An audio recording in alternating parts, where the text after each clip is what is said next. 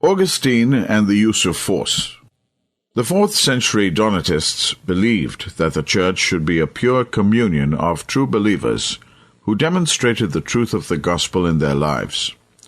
They abhorred the apostasy that had come into the Church when Constantine wedded Christianity to paganism in order to unify the empire.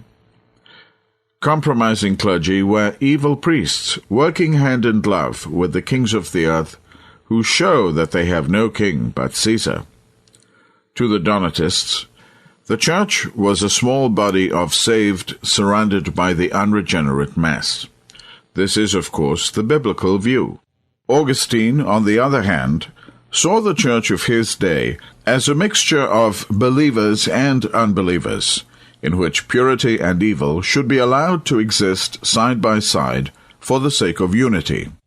He used the power of the state to compel church attendance, as Calvin also would 1,200 years later.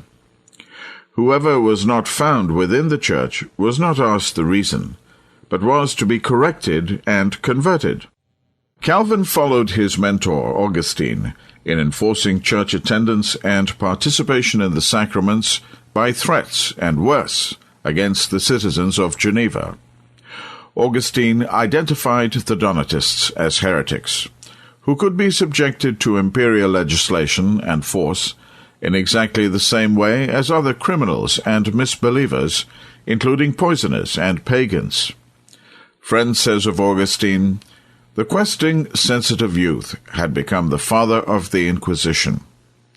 Though he preferred persuasion if possible, Augustine supported military force against those who were rebaptized as believers after conversion to Christ, and for other alleged heretics. In his controversy with the Donatists, using a distorted and unchristian interpretation of Luke chapter 14, verse 23, Augustine declared, "Why therefore should not the Church use force in compelling her lost sons to return? The Lord himself said, 'Go out into the highways and hedges, and compel them to come in.'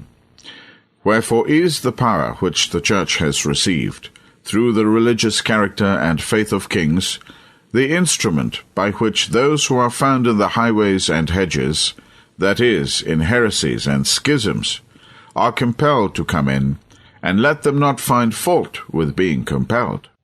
Sadly, Calvin put into effect in Geneva the very principles of punishment, coercion, and death that Augustine advocated, and that the Roman Catholic Church followed consistently for centuries.